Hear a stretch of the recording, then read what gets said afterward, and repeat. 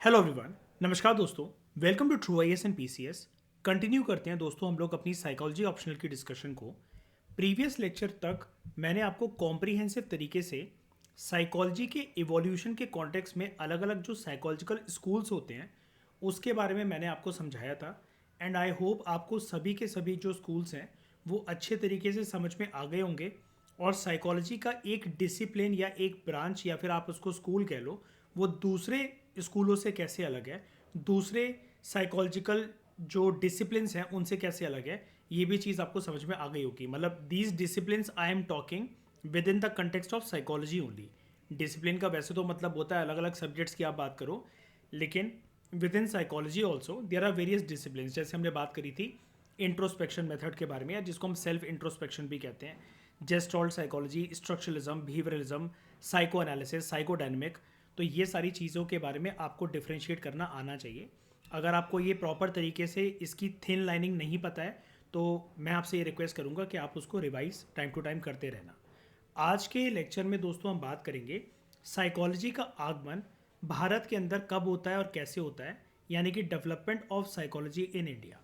इस टॉपिक को स्टार्ट करने से पहले और जो टेक्स्ट स्क्रीन के सामने हमारे है उसकी तरफ जाने से पहले, सबसे पहले अगर मैं आपसे पूछूं कि ये जो साइकोलॉजी है एज अ सब्जेक्ट, या साइकोलॉजी एज अ टॉपिक, या फिर सिर्फ एक कॉन्सेप्ट साइकोलॉजी का, क्या ये वेस्टर्न कंट्री में पहले आता है या फिर इंडिया में पहले आता है? इसका आंसर आपके अकॉर्डिंग, आकांक्षा और ईशा, आपके अकॉर्डिंग क्या होगा? बताओ मुझे।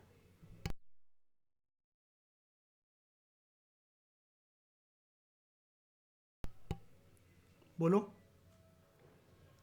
साइकोलॉजी इंडिया में पहले आई या फिर वेस्टर्न देशों में पहले आई? इंडिया में। अच्छा ठीक है, आकांक्षा आप क्या सोचते हो? इंडिया में आई है। कैसे? प्रूफ करो।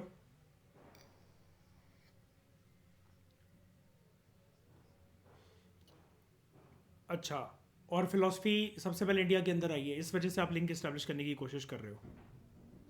तो क्या इंडियन फिलॉसफी के अंदर मनोविज्ञान की बात होती थी? ये तो ये सारा जो हम स्ट्रक्चरलिज्म, फंक्शनलिज्म, साइकोडायनेमिक और ये डिसऑर्डर्स को ठीक करने की बात करते हैं, इसकी बात इंडियन फिलॉसफी में हो रखी है।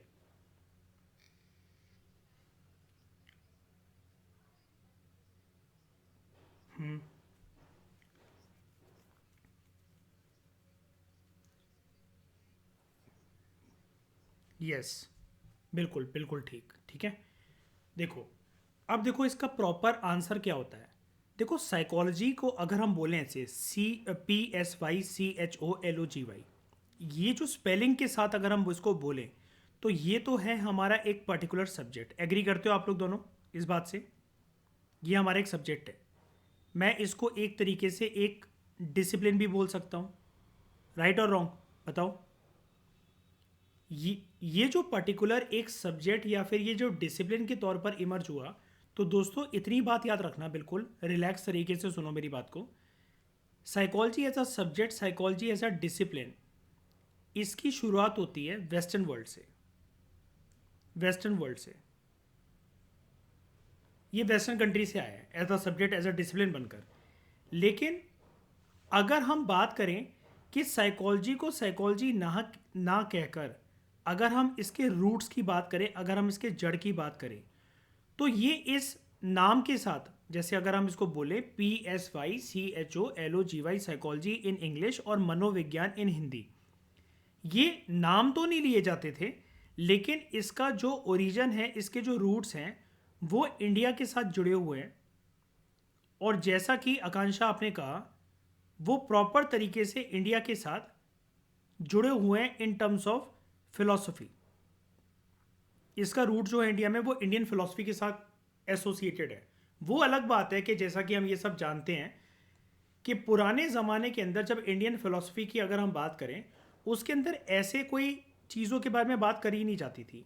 जैसे अगर हम बात करते हैं कि अलग अलग मेंटल डिसऑर्डर्स जो होते हैं वो इंसान को जो परेशान करते हैं वो कौन कौन से होते हैं, और या फिर इंसान का मेंटल डिसऑर्डर्स का बेसिकली जो ट्रीटमेंट होता है वो किस प्रकार से करा जाता है, या फिर हम साइकोलॉजी के अंदर इतनी अलग अलग प्रकार की जो थ्योरीज़ के बारे में पढ़ते हैं, साइंटिफिक एक्सपेरिमेंट्स के बारे में पढ़ते हैं, वो चीज़ों के बारे में हम जानते हैं कि एग्जैक्ट या प्रॉपर तरीके से, जैसा कि आकांक्षा ईशा आपने बोला, उसकी बात वेस्टर्न वर्ल्ड में नहीं हो रखी, और उसकी बात सॉरी इंडियन फिलोसफी में नहीं हो रखी थी, लेकिन फिर भी मनोविज्ञान के बारे में चर्चा करना, डिस्कशन करना, मन को समझना, आत्मा को समझना, मन और आत्मा के संबंध को समझना, मानसिक रूप से व्यक्ति क्या सोचता है और उसका प्रभाव उसकी ज़िंदगी पर कैसे निकलता है, इन सारी चीज़ों के बारे में डायरेक्टली इनडायरेक्टली कहीं ना कहीं इंडियन फिलोसफी में बात हो रखी है। यानी कि वेस्टर्न कंट्रीज के साइकोलॉजिस्ट बड़ा अपनी कॉलर उठाकर अपने ऊपर प्राउड फील करते हैं कि साइकोलॉजी का जो डिसिप्लिन है वो हमारे देश से निकला है। लेकिन हम ये जानते हैं कि उन्होंने as a subject, as a proper discipline, as a science का सब्जेक्ट इसको बनाकर पेश करा है दुनिया के सामने। लेकिन ये नाम साइकोलॉजी, मनोविज्ञान का नाम ना लेते हुए, जब वेस्टर्न वर्ल्ड साइकोलॉजी के बारे में कुछ भी नहीं भी जानता था ना, हमारी इंडियन फिलोसफी बहुत कुछ बात कर चुकी थी साइकोलॉजी के बारे में, बस ये नाम नहीं लिया जाता था। तो अब आपको पता लग गया कि जब भी कोई आपसे इंटरव्यू में पूछेगा या मेंस का कोई आंसर लिखना है तो आकांक्षा, ईशा, आपका इंट्रोडक्शन क्या होना चाहिए और ये डिबेट क्या होनी चाहिए। आप क्या बोलोगे? सब्जेक्ट और डिसिप्लिन के तौर पर साइकोलॉजी कहां से निकला है, किसके साथ एसोसिएटेड है, बताओ? इंडिया के वेस्टर्न वर्ल्ड के साथ, वेस्टर्न वर्ल्ड के साथ। लेकिन इसके रूट्स कहाँ लाए करते हैं? इसके रूट्स लाए करते हैं भारत के अंदर, और भारत के अंदर कहाँ? फिलॉसफी के अंदर। ठीक है, इंडिया की फिलॉसफी के अंदर। और इंडियन फिलॉसफी को आप जानते हो कि कोई एक डिसिप्लिन या कोई एक ब्रांच नहीं है, उसके अंदर बड़ी सारी फिलॉसफीज़ की बात होती है, जैसा कि आप अपनी इंडियन हिस्ट्री बुक्स के अंदर या आर्ट एंड कल्चर की किताबों के अंदर जैसा कि आप पढ़ते रहते हो। तो इसी से अब हम अपनी डिस्कशन को शुरू करते हैं, क्योंकि हमें ये चीज़ क्लियर हो गई है कि साइकोलॉजी का आगमन एज अ सब्जेक्ट कैसे होता है और एज अ रूट अगर उसकी जड़ को पकड़े तो वो कहाँ से होता है। अब इंडियन फिलोसफिकल ट्रेडिशन जो है वो शुरू से ही हमारा ऐसा रहा है, इंडियन फिलोसफी का जो एक चलन है, जो उसकी परंपरा है, कि हमने शुरू से ही बात करी है पास्ट में मेंटल प्रोसेसेस के बारे में। इंसान क्या क्या सोचता है, उसके मन के अंदर क्या क्या चल रहा होता है, और इंसान के मन के अंदर जो भी कुछ भी चल रहा होता है उसकी रिफ्लेक्शन कैसे निकलती है ह्यूमन कॉन्शियसनेस पर। ठीक है, यानी कि ह्यूमन कॉन्शियसनेस का यहाँ पर ये मतलब है कि इंसान की अवेयरनेस पर, जो इंसान सोच रहा होता है उसके मन के अंदर जो भी किसी चीज़ को देखने के बाद जो भी प्रक्रिया चल रही होती है, उसका इम्पैक्ट इंसान के दिमाग के ऊपर कैसे निकल कर आता है इन टर्म्स ऑफ हिज और हर अवेयरनेस। इंसान शुरू से ही अपने आप को लेकर क्या सोचता है, मैं जीवन में आया, मैं इस दुनिया में आया क्यों, मैं अपने जीवन में करूँगा क्या, मेरे जीवन का लक्ष्य क्या है, ये सवाल अक्सर हमें तंग करते रहते हैं टाइम टू टाइम। और इसके बारे में पास्ट में इंडियन फिलोसफीज़ के अंदर बहुत सारी डिबेट्स एंड डिस्कशंस हैं, और इसी को फिर वेस्टर्न फिलोसफी पेश कर देती है इस सेल्फ के क्वेश्चन को, सेल्फ डाउट के क्वेश्चन को, एक अंग्रेजी वर्ड बोलकर सेल्फ इंट्रोस्पेक्शन का मेथड। इंडियन फिलोसफी में शुरू से ही बात करी गई है माइंड और बॉडी के रिलेशंस की, माइंड और बॉडी के कनेक्शन की। ये चीज़ मैंने आपको पहले भी लेक्चर्स में समझा रखी है कि अगर आप मानसिक रूप से कोई चीज़ सोचते हो, उसका प्रभाव आपके शरीर के ऊपर ज़रूर निकल कर आता है। For example, if you are very happy, वो आपके शरीर की बीमारियों को हील करने में मदद करता है। ये साइंटिस्ट भी आज के बिलीव कर चुके हैं, मानते हैं इस चीज़ को। और अगर आप सैड हो अपने मन के अंदर, आपकी बॉडी जो है वो डल होने लगेगी, आपकी बॉडी के अंदर बड़े सारे प्रकार के चेंजेस आने लगेंगे।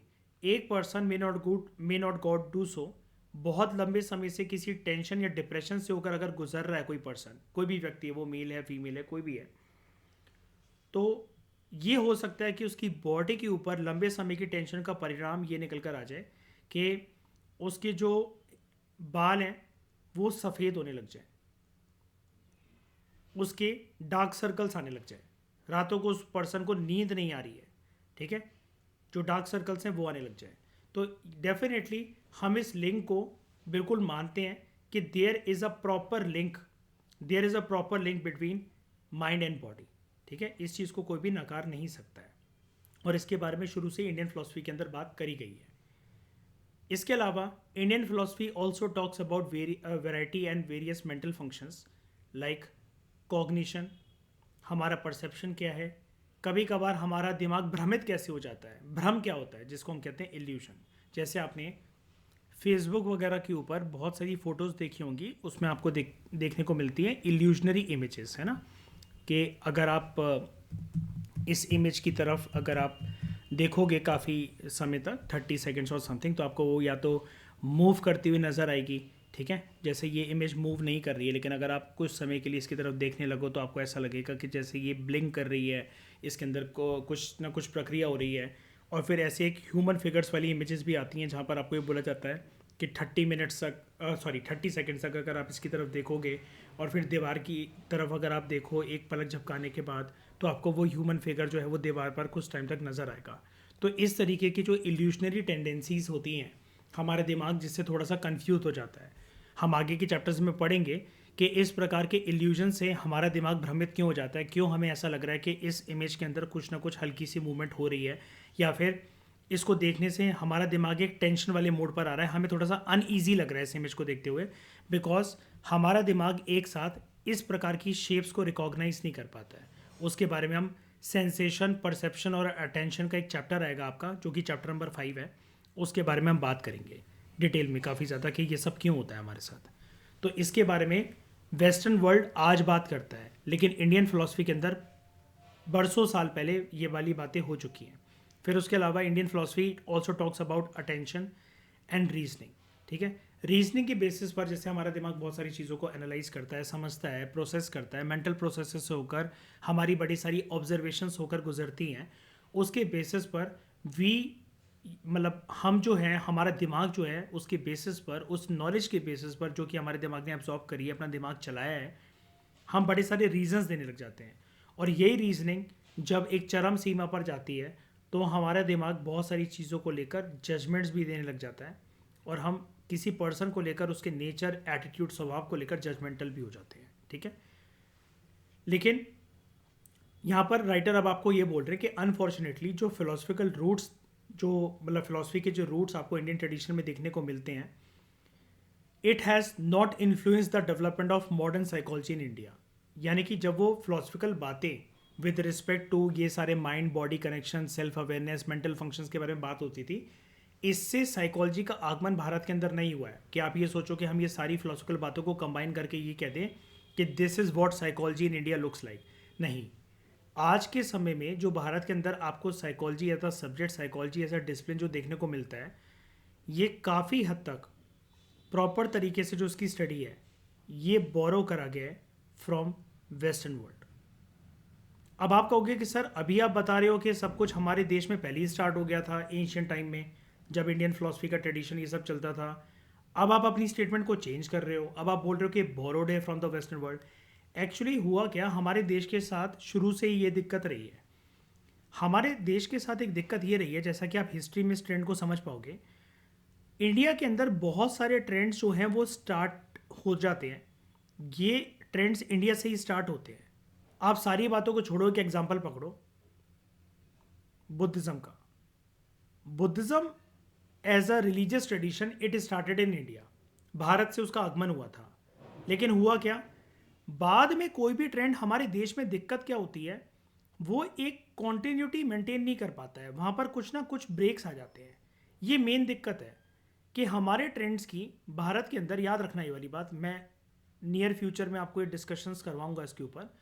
हमारे देश में कोई भी ट्रेंड आगे चलकर अपनी कॉन्टिन्यूटी को बरकरार नहीं रख पाता है, जिसके चलते होता क्या है, या तो उसके अंदर एक बहुत बड़ा ब्रेक आ जाता है, या फिर कुछ समय के बाद वो जो ट्रेंड है वो ऑल टुगेदर डिक्लाइन कर जाता है। जैसा बुद्धिज्म के साथ हुआ, हमने दुनिया को सिखाया मेडिटेशन, हमने दुनिया को सिखाया बुद्धा की फिलॉसफी, हमने बात करी अशोका की धम्म पॉलिसी के बारे में, पूरी दुनिया भर को हमने ज्ञान दिया।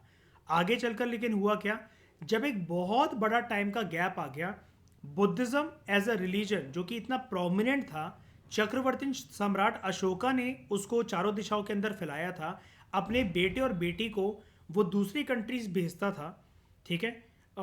ये बुद्धा की पॉलिसीज़ को, धम्म की पॉलिसीज़ को, बुद्धा के ज्ञान को स्प्रेड करने के लिए। लेकिन अल्टीमेटली हमारे देश में बुद्धिज्म एक प्रोमिनेंट रिलीजन नहीं बन पाया, और जबकि जिन कंट्रीज़ में अशोका ने और उससे आगे चलकर जब बुद्धिस्ट काउंसिल्स वगैरह का गठन करा गया था, जब वो ट्रेंड दूसरी कंट्रीज में गया तो आज बहुत सारी कंट्रीज, जैसा कि अगर आप बात करो जो साउथ ईस्ट एशियन कंट्रीज हैं, जो साउथ ईस्ट एशियन कंट्रीज हैं जैसे इंडोनेशिया, मलेशिया, बर्मा, थाईलैंड, लाओ पीडीआर, कंबोडिया, वियतनाम, इन कंट्रीज का प्रोमिनेंट रिलीजन बन चुका है बुद्धिज्म। जबकि हमारे यहाँ ये ट्रेंड स्टार्ट हुआ था, हमारे यहाँ ये रिलीजियस फिलोसफी स्टार्ट हुई थी बुद्धिज्म की, और ये डिक्लाइन हो गया। सिमिलरली इंडिया की फिलोसफी की अगर हम बात करें, just you take inspiration from this Buddha thing जो मैंने अभी आपको बताई, इंडियन फिलोसफी के अंदर बहुत अच्छी अच्छी बातें करी गई थी। लेकिन जैसा कि मैंने आपको बताया, ये ट्रेंड भारत के अंदर स्टार्ट हुआ, मेंटल प्रोसेसेस, सेल्फ और ये बहुत सारी चीज़ें जो फिलोसफिकल चीज़ें होती हैं इसके बारे में बात करी गई, लेकिन वो कंटिन्यू नहीं रह पाया। कंटिन्यू ना रहने के बाद एक बहुत बड़ा बीच में आ गया एक गैप, टाइम का गैप। उसके बाद वो कर गया पूरी तरीके से डिक्लाइन।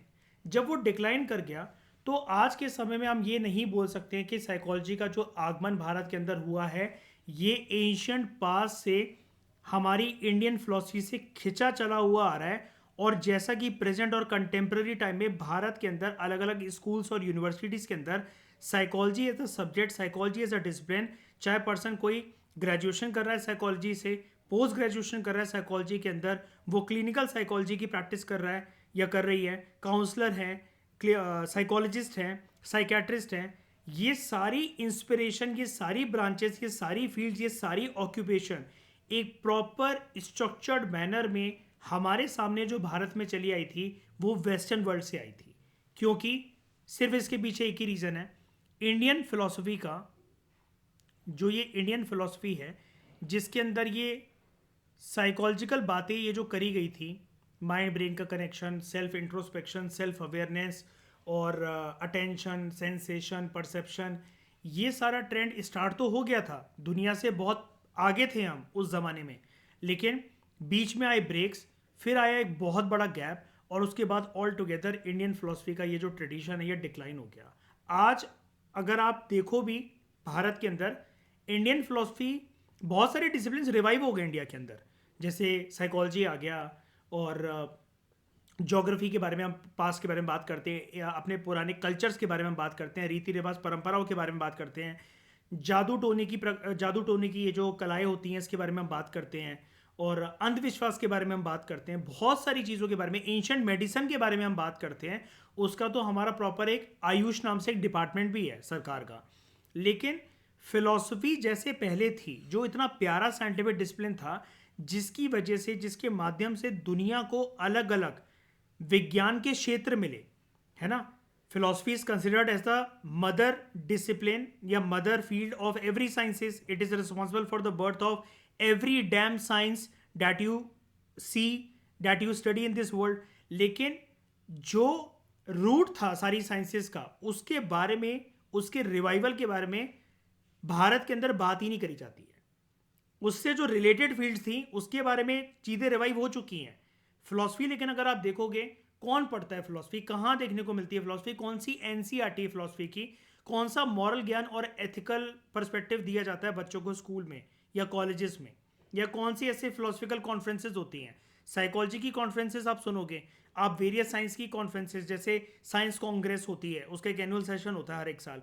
आप हर एक डैम डिसिप्लिन के बारे में आप सारी चीज़ें सुनोगे, आप उनकी कॉन्फ्रेंसेज को आयोजित होता हुआ देखोगे, लेकिन no one talks about philosophy, because ये जो गैप है, ये गैप बहुत बड़ा गैप है, और ये डिक्लाइनिंग ट्रेंड पर है अभी अपनी फिलोसफी इंडिया के अंदर। मैं इंडिया स्पेसिफिक बात कर रहा हूँ, तो इसलिए यहाँ पर ये लिखा हुआ है। अब आप इस लाइन को पढ़ोगे तो आपको पूरी कहानी क्लियर हो जाएगी कि जो फिलोसफिकल रूट्स हैं भारत के अंदर इन द इंडियन ट्रेडिशन, इसने ज़्यादा इन्फ्लुएंस नहीं करा है मॉडर्न साइकोलॉजी की डेवलपमेंट को भारत के अंदर। ठीक है, ये वाली चीज़ याद रखना। तो अगर एंशिएंट पास्ट की फिलोसफी ने भारत के अंदर ये साइकोलॉजी के डेवलपमेंट को इन्फ्लुएंस नहीं कर रखा है, तो भारत के अंदर आज जो मुझे साइकोलॉजी देखने को मिलती है, जैसे आकांक्षा, ईशा, अगर आप अपने कॉलेज के ईयर्स में ग्रेजुएशन में साइकोलॉजी को परस्यू कर रहे हो, तो फिर ये कर कैसे पा रहे हो? इसका जो पास्ट है वो कैसे आया, इसके पास्ट के पीछे मतलब कहानी क्या रिस्पॉन्सिबल है, कौन सी अवेलेबल है। ये जो डेवलपमेंट है ये साइकोलॉजी के डिसिप्लिन का भारत के अंदर, it continues to be dominated by western psychology. इसलिए मैंने आपको शुरू में ही बता दिया था कि psychology as a subject, psychology as a discipline, इसका जो आगमन भारत के अंदर एक प्रॉपर पढ़ने के पर्सपेक्टिव से, कि इसकी किताबें हों, कोई आपको समझाए, अगर आपको साइकोलॉजिस्ट बनना है, क्लिनिकल साइकोलॉजिस्ट बनना है, धीरे धीरे करते हुए, बेबी स्टेप्स लेते हुए, कछुए की चाल से, कि इस सब्जेक्ट में आपको महारत कैसे हासिल करनी है, ये सारा प्रॉपर मैनर में वेस्टर्न साइकोलॉजी से इंस्पिरेशन लेता हुआ भारत के अंदर आया था। ठीक है, लेकिन कुछ अटेम्प्ट्स ज़रूर लिए गए हैं इंडिया के लोगों के द्वारा, ठीक है, कि हम जो है अपनी साइकोलॉजी को, भारत के अंदर जो साइकोलॉजी चलती है या फिर साइकोलॉजी की नॉलेज को अगर हम अप्लाई करके देखते हैं तो हम एक चीज़ में डिफ्रेंशिएट ज़रूर कर पाते हैं कि हमारे देश के जो साइकोलॉजिकल मॉडल्स हैं वो थोड़े से अलग हैं as compared to models which are available in western countries, which are available in other countries, not only about west. Abroad का मतलब होता है यहाँ पर बात करी जा रही है एब्रॉड लिखने से राइटर आपको ये बताना चाह रहे हैं कि कोई भी जो फॉरेन नेशन है, कोई भी जो फॉरेन कंट्री है, उसके कंपैरिजन में भारत के अंदर साइकोलॉजी की अगर आप एप्लीकेशन को देखोगे, मतलब अगर आपने पूरी साइकोलॉजी की स्टडी कर ली अपनी, आपने ग्रेजुएशन कर ली, पोस्ट ग्रेजुएशन कर ली, आप क्लिनिकल साइकोलॉजिस्ट बन गए, आपने एमफिल पीएचडी सब कुछ कर लिया उसके अंदर, लेकिन वेस्टर्न वर्ल्ड की साइकोलॉजी की डिसिप्लिन से इंस्पिरेशन लेते हुए उसके ज्ञान को आप भारत की सोसाइटी, समाज, कल्चर, रीति रिवाज, परंपरा के अनुसार लोगों के ऊपर आप अप्लाई नहीं कर सकते हो। यहाँ पर चीज़ें थोड़ी सी बदल जाती हैं, और वो क्या चीज़ें बदल जाती हैं हम आगे के लेक्चर्स में उसके बारे में बात करेंगे। अब ये जो अटेम्प्ट्स लिए गए थे कि भारत के अंदर वेस्टर्न साइकोलॉजी को इंट्रोड्यूस करा गया, इसकी वजह से हमें ये पता लग पाया कि अभी तक जो हम इंडियन फिलोसफिकल ट्रेडिशंस को देख रहे थे, इंडियन फिलोसफिकल ट्रेडिशंस के बारे में यहाँ पर जो चर्चा हो रही थी, जो बात हो रही थी, उसके साथ हमने एक एलिमेंट मर्ज कर दिया, एक एलिमेंट को मिक्स कर दिया, और वो है साइंटिफिक स्टडीज़। यानी कि अब हम सिर्फ ऐसे बात नहीं करते, जैसे फिलोसफी में कैसे बात होती है कि मन क्या है, खुशी क्या है, दुख क्या है, इंसान परेशान क्यों होता है, बॉडी और माइंड का कनेक्शन क्या है, आत्मा और माइंड का कनेक्शन क्या है। अब ये ऐसे एक ब्रॉड टॉपिक होते हैं जिसके ऊपर आप एंडलेस डिबेट्स एंड डिस्कशंस कर सकते हो, लेकिन साइकोलॉजी ये फिलोसफिकल एंगल से कैसे अलग है। जैसे अगर आप मन के ऊपर बात कर रहे हो फिलोसफी के पर्सपेक्टिव से, मैं आपको बोल रहा हूँ कि उसके ऊपर आप एंडलेस डिबेट एंड डिस्कशंस कर सकते हो, लेकिन साइकोलॉजी अगर आप फिलोसफिकल एंगल से ना देखते हुए मनोविज्ञान को एक वैज्ञानिक एंगल से अगर आप देखो तो ये अलग कैसे है। यहाँ पर आप प्रॉपर तरीके से साइंटिफिक दायरे के अंदर रहकर बात करते हो, यानी कि हर एक चीज़ के पीछे कारण क्या है आप वो बता पाओगे, और उसके इफ़ेक्ट्स क्या हैं आप वो बता पाओगे। फॉर एग्जांपल, अगर कोई पर्सन किसी मेंटल डिसऑर्डर से सफ़र कर रहा है तो आप उसके कारण को ढूंढ पाओगे, उस मेंटल डिसऑर्डर की वजह से उसको क्या क्या परिणाम भुगतने पड़ रहे हैं, उसके घर वालों को क्या भुगतने पड़ रहे हैं, आप ये बता पाओगे। प्लस आप उसको प्रॉपर तरीके से एक साइंटिफिक ट्रीटमेंट जो है आप वो भी दे पाओगे। इसलिए दोस्तों ऐसा माना जाता है, ऐसा बोला जाता है कि psychology as a discipline philosophy से अलग कैसे है, बिकॉज इट वर्क्स ऑन, बहुत इंपॉर्टेंट वर्ड मैं आपको बोल रहा हूँ, because it works on cause effect relationship. और कोई भी जो साइंटिफिक फील्ड होती है, कोई भी जो साइंटिफिक फील्ड होती है वो कॉज इफेक्ट रिलेशनशिप पे वर्क करती है। जो भी चीज़ रिलेटेड होती है विद फिलोसफी, ये कॉज और इफेक्ट के ऊपर नहीं होती है। कॉज और इफेक्ट के ऊपर ना होने से मेरा बोलने का ये मतलब है कि यहाँ पर कोई भी चीज़ जो फिलोसफिकल एंगल है ना जिसका, वहाँ पर होते हैं ओपिनियंस, और ओपिनियंस में कोई भी पर्सन ना सही और गलत नहीं होता। ओपिनियन में आप किसी भी पर्सन को राइट या रॉन्ग के डायमेंशन पे नहीं बोल सकते हो, क्योंकि अगर कोई पर्सन है ए बी सी और कोई पर्सन है एक्स वाई जेड, तो यार इसका ओपिनियन किसी चीज़ को लेकर हो सकता है कि ये माने इस चीज़ को सही, आप मानो उस चीज़ को गलत, तो आप अपना ओपिनियन थोप थोड़ी ना सकते हो उस पर्सन के ऊपर। वो अलग बात है कि आप चिल्ला चिल्ला कर कलेश कर कर सामने वाले की बात को दबा दो, लेकिन सामने वाले का कोई ओपिनियन थोड़ी ना ऐसे आप इन्फ्लुएंस कर दोगे ज़बरदस्ती चेंज करवा कर, डरा कर, धमका कर।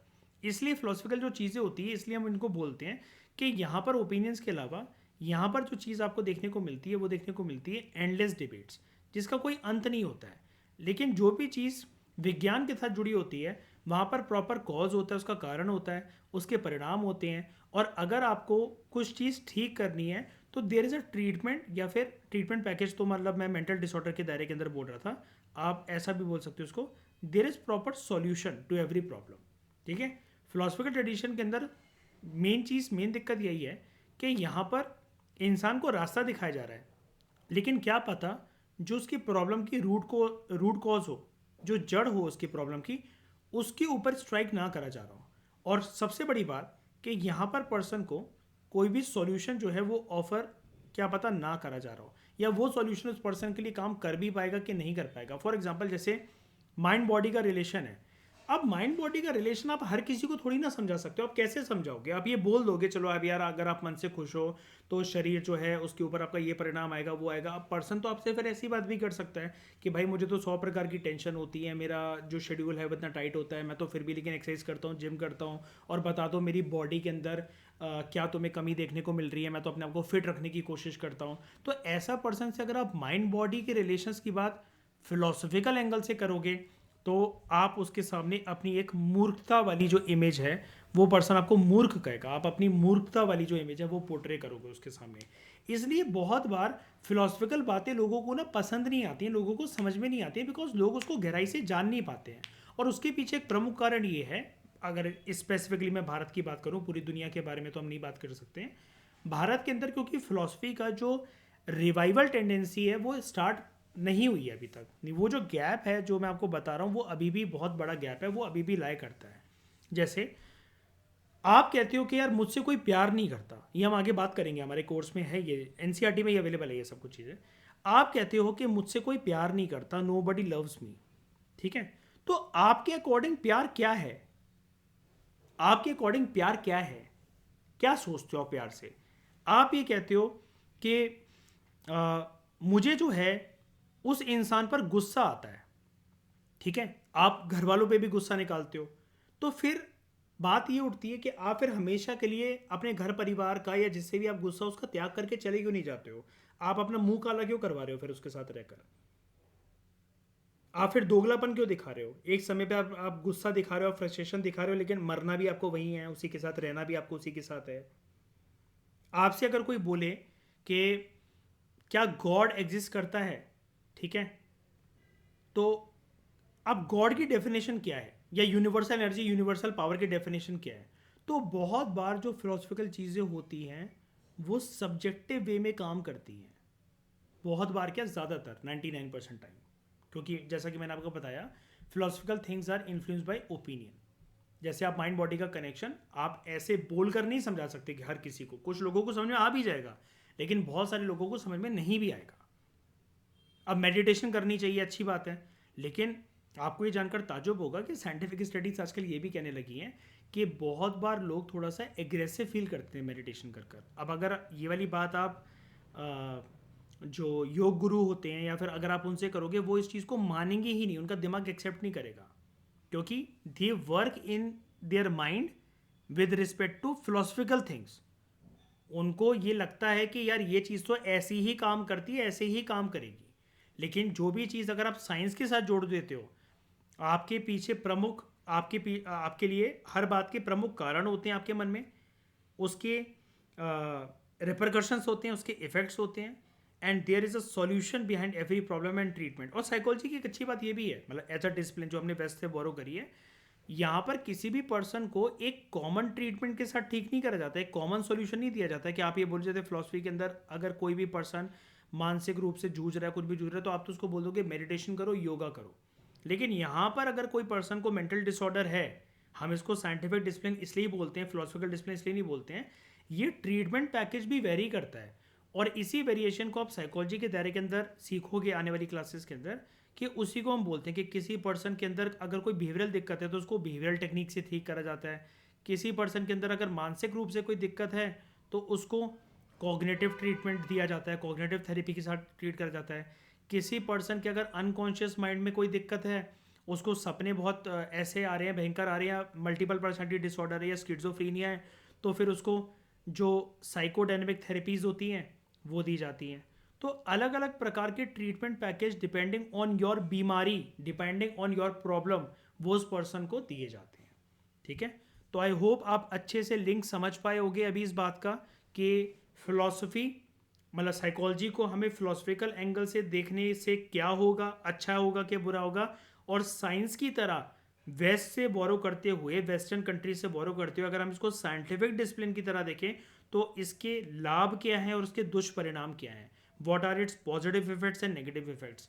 क्या आपको ये सारी चीज़ें समझ में आई अच्छे तरीके से? बताओ, कोई दिक्कत, कोई डाउट?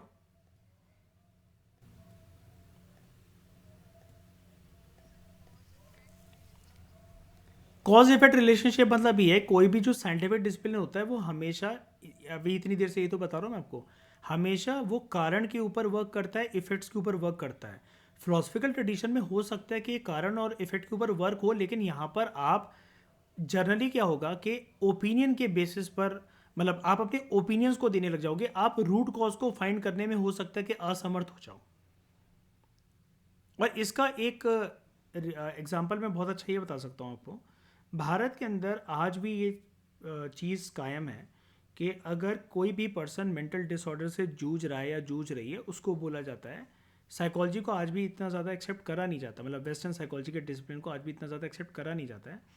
बिकॉज हमारे यहाँ क्या बोलते हैं कि आप बालाजी चले जाओ उसको लेकर, मेहंदीपुर बालाजी, है ना, या फिर किसी मंदिर के अंदर कोई इसका इलाज करवा लो आप जाकर, या फिर टोन एंड टोटके से ठीक करा जाता है। आज भी साइकोलॉजिस्ट की मदद, क्लिनिकल साइकोलॉजिस्ट की मदद, साइकेट्रिस्ट की मदद कम ली जाती है, ठीक है, क्योंकि कहीं ना कहीं वो फिलॉसफी अपना असर ज़रूर दिखाती है कि साइंस से भारत का व्यक्ति थोड़ा सा दूर भागता है, या फिर आज भी उसको इतना ज़्यादा ट्रस्ट नहीं है। लेकिन साइकोलॉजी से डिसिप्लिन यही कहती है कि ये जो दिक्कतें, बीमारियां हैं किसी पर्सन को, तो वो हो सकता है कि उसके पीछे कुछ मेंटल डिसऑर्डर रिस्पॉन्सिबल हो, ना कि कोई डेविलिश एनर्जी जिसको स्पिरिचुअल एनर्जी के माध्यम से ठीक करा जाता हो। लेकिन देखो, वेस्टर्न कंट्रीज जो मर्जी बोल रही हैं, हमें उनकी बातों को 100% ठीक नहीं मानना है, क्योंकि देखो हम इंडियन कल्चर के अंदर है, जैसे कि मैंने आपको बताया, इस टॉपिक के अंदर आपको ये भी बताया जाएगा आगे चलकर, और हम अपने फर्दर लेक्चर्स में ये वाली बात भी करने वाले हैं कि हमारे यहाँ साइकोलॉजी ज़रूर आ गया, लेकिन हमारे यहाँ जो साइकोलॉजी की जो इम्प्लीकेशंस हैं वो बहुत अलग तरीके से वर्क करती हैं, और उसके पीछे एक ही कारण रिस्पॉन्सिबल है कि ये है कि हमारी जो इंडियन सोसाइटी है वो वेस्टर्न सोसाइटी से काफ़ी ज़्यादा अलग है। यहाँ पर सोसाइटल डिफरेंसेस हैं हमारी सोसाइटी के अंदर और वेस्टर्न सोसाइटी के अंदर। आप सेम तरीके के कल्चर, परंपरा, रीति रिवाज के अनुसार आप चीज़ें थोप नहीं सकते हो भारत के अंदर। ये एक इम्पॉर्टेंट चीज़ है जो कि आपको पता होनी चाहिए, ठीक है, और इसको हम जानेंगे अभी आगे चलकर। फिलहाल अब समझ में आ गया Akanksha, what is a cause effect relationship? हर चीज़ के पीछे रीज़न है और उसके इफेक्ट्स क्या हैं उसको हमें जानना है, और उसके बेसिस पर हमें पर्सन को एक ट्रीटमेंट पैकेज देना है। ये साइकोलॉजी की पहचान है, और फिलोसफिकल चीज़ों की पहचान नहीं होती कि आप एंडलेस डिबेट एंड डिस्कशन उसके बारे में भर भर कर सकते हो, खींच सकते हो आप उसको कितना मर्जी, मतलब जितना मर्जी आप उसके बारे में बात कर लो। जैसे प्यार क्या है, नफ़रत क्या है, भगवान क्या है, अच्छे रिश्ते क्या होते हैं, या फिर आपकी कोई केयर करे तो केयर की डेफिनेशन क्या है, इसके ऊपर एंडलेस डिबेट हो सकती है, ठीक है। तो इस डिस्कशन में दोस्तों फिलहाल इतना ही। Thank you very much for discussion.